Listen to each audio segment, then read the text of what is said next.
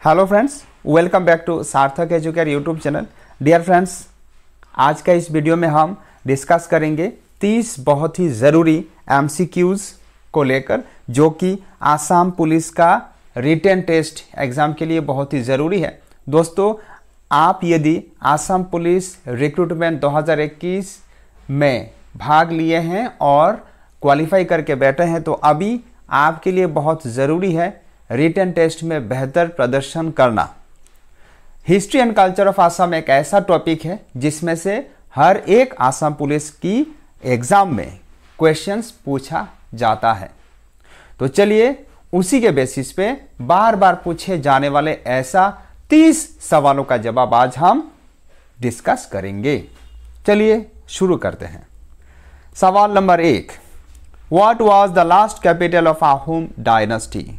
अहोम राजवंश का अंतिम राजधानी क्या था? इस प्रश्न का सही जवाब है जोरहाट, यानी कि अहोम डायनेस्टी का, अहोम राजवंश का अंतिम राजधानी जोरहाट था।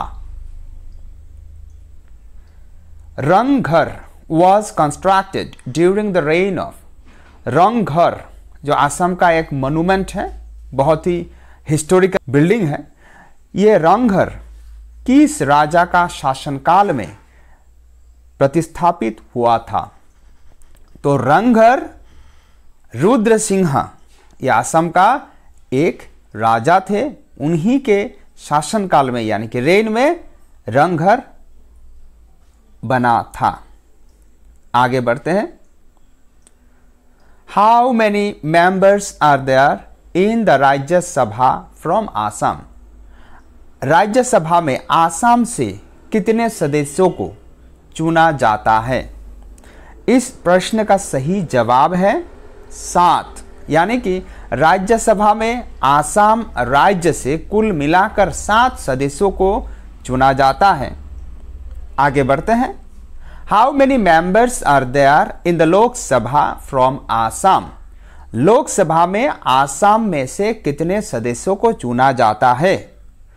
तो राज्यसभा में 7 और लोकसभा में 14 सदस्यों को चुना जाता है आसाम से। ठीक है, चलिए। The royal symbol of the Kings of ancient Kamrup was? Ancient Kamrup का, पुराने कामरूप का, प्राचीन कामरूप का रॉयल सिंबल क्या था? यानी कि पुरानी जो कामरूप के राजा महाराजा हुआ करते थे, उनका सबसे सम्मानित चिन्ह क्या था? उनका रॉयल सिंबल है एलिफेंट, हाथी। चलिए आगे बढ़ते हैं। Gagana the famous musical instrument of Assam is made from? आपको बताना है कि आसाम का एक बहुत ही फेमस म्यूजिकल इंस्ट्रूमेंट है जिसे गगना कहा जाता है। तो गगना किस चीज से बनी होती है? तो गगना को बैम्बू से बनाई जाती है। ठीक है, यानी कि बांस से गगना बनाया जाता है। तो चलिए आगे बढ़ते हैं। Who was the first Assamese to receive the Sir title from the British? सबसे पहला असमिया व्यक्ति कौन थे जो ब्रिटिशों से सार उपाधि प्राप्त किए थे? तो ये व्यक्ति थे Sir Syed Saadulla. Next question. Who was the first Assamese Chief Justice in the Supreme Court of India? सबसे पहला असमिया चीफ जस्टिस कौन थे सुप्रीम कोर्ट ऑफ इंडिया में? तो सबसे पहला Assamese chief justice supreme court of India में थे पार्वती कुमार गोस्वामी। जी हाँ दोस्तों, आपको नाम बिल्कुल याद रखना है। पार्वती कुमार गोस्वामी सबसे पहला असमिया चीफ जस्टिस थे सुप्रीम कोर्ट ऑफ इंडिया में। ठीक है, चलिए next question. Which district of Assam has the longest international boundary? Assam का कौन सा जिला ऐसा है जिसमें सबसे लंबा इंटरनेशनल बाउंड्री, अंतर्राष्ट्रीय सीमा है? तो यह डिस्ट्रिक्ट का नाम है धुबरी, यानी कि धुबरी में सबसे लंबा इंटरनेशनल बाउंड्री बॉर्डर है। ठीक है, आगे बढ़ते हैं। The member from Assam in the constitution drafting committee was? भारतीय संविधान को बनाने के लिए कॉन्स्टिट्यूशन ड्राफ्टिंग कमेटी बनाया गया था और उस कमेटी में एक ऐसा व्यक्ति थे जो कि आसाम से थे। उस व्यक्ति का नाम क्या है? तो उस व्यक्ति का नाम है मोहम्मद सादुल्ला। आपको याद रखना है।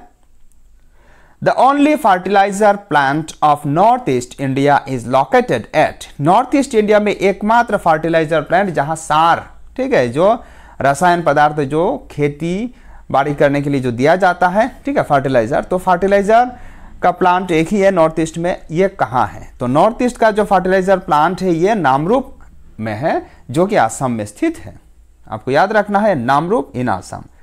Next question, the first state to be carved out of Assam as full fledged state is, Assam से एक ऐसा राज्य है जो कि एक दूसरी फुल फ्लेज्ड अर्थात पूरा राज्य के रूप में आसाम से अलग होकर के बना था। उस राज्य का नाम क्या है? तो आसाम से अलग होकर के जो राज्य पूर्ण राज्य का मर्यादा प्राप्त किया था वो राज्य है Nagaland. Next question, When was the first printing press established in Assam? अब आपको बताना है कि आसाम में सबसे पहले कब प्रिंटिंग प्रेस एस्टेब्लिश हुआ था। तो आसाम में सबसे पहले 1844 में प्रिंटिंग प्रेस एस्टेब्लिश हुआ था। Who wrote the book Discovery of Assam? Discovery of Assam किताब को किसने रचना किया था या फिर लिखा था? आपको पता होगा डिस्कवरी ऑफ इंडिया, ये जो किताब है, इस किताब को लिखा था पंडित जवाहरलाल नेहरू ने। तो डिस्कवरी ऑफ आसाम, इस किताब को लिखा था सतीश चंद्र काकोती ने। आपको याद रखना है, Satish Chandra Kakoti wrote the book discovery of Assam. आगे बढ़ते हैं। Which of the following land settlement systems was followed in Assam?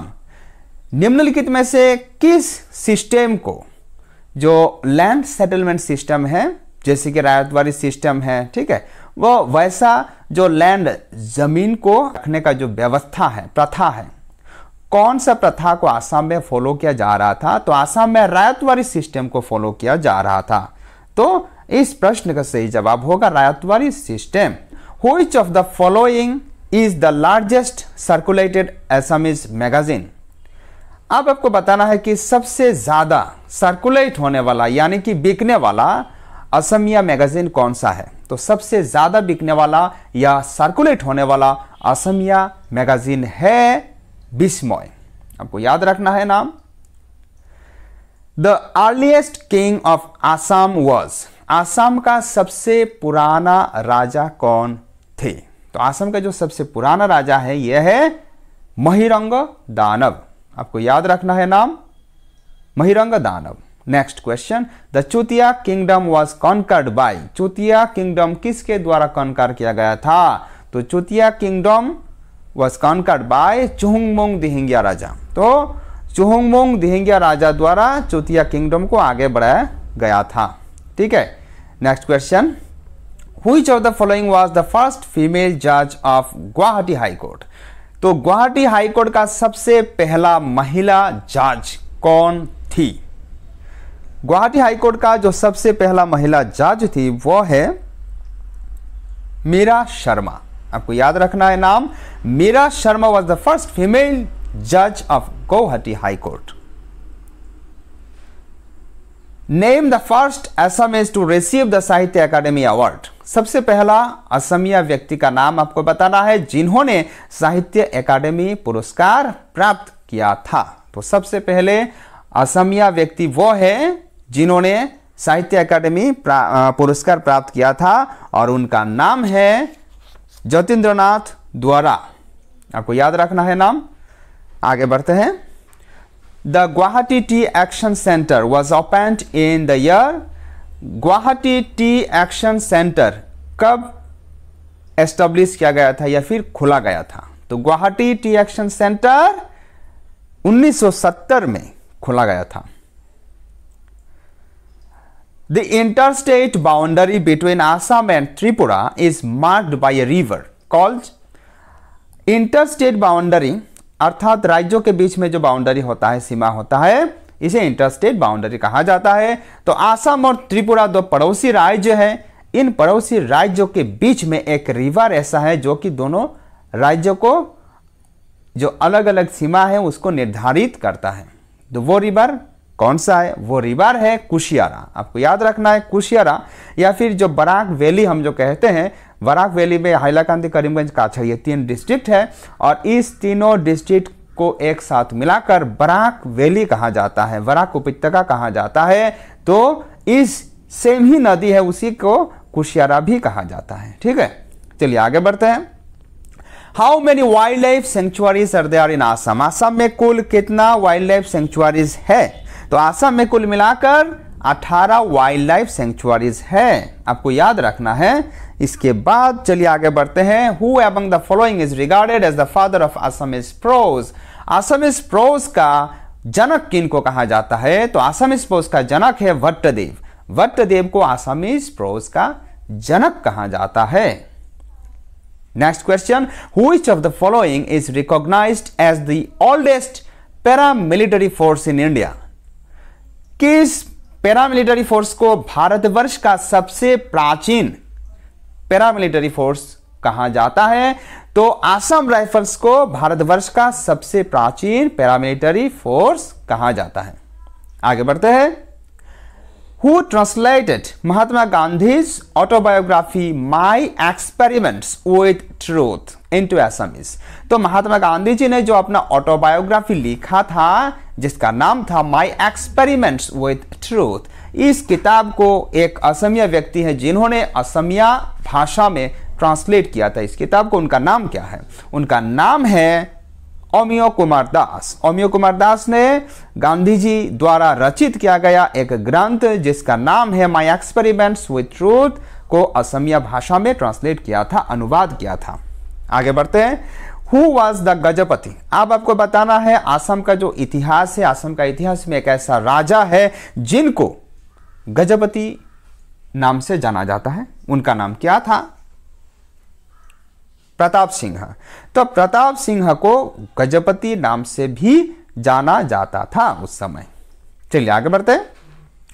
Which institution is excluded from Panchayati Raj bodies under the Assam panchayat act 1994? Assam Panchayati act 1994 के तहत आसाम में से कौन सा इंस्टीट्यूट को पंचायती राज बॉडीज में से हटाया गया था? तो आसाम पंचायत एक्ट 1994 के हिसाब से गांव सभा को पंचायती राज बॉडीज में से एक्सक्लूड कर दिया गया था या फिर हटा दिया गया था। Question number 29, the battle of Mehrgarh was fought between?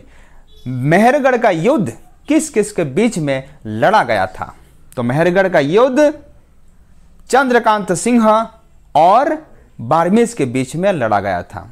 अब आज का वीडियो का आखिरी सवाल, question number 30, when was the first one day international cricket match played in Assam? यह सवाल क्रिकेट से रिलेटेड है। अब आपको बताना है कि सबसे पहला वन-डे इंटरनेशनल मैच आसाम में कब खेला गया था? तो सबसे पहला ओडीआई मैच आसाम में 1983 में खेला गया था। दोस्तों, उम्मीद करता हूं वीडियो आपको पसंद आया होगा। वीडियो यदि आपको पसंद आता है तो वीडियो को लाइक कीजिए, चैनल को सब्सक्राइब कीजिए और आगे अपना दोस्तों में भी वीडियो को जरूर शेयर करें। आज के वीडियो में बस इतना ही। अगले वीडियो में दूसरा टॉपिक के साथ आपसे बात करेंगे। तब तक के लिए आप पढ़ते रहिए, मुस्कुराते रहिए। जय हिंद।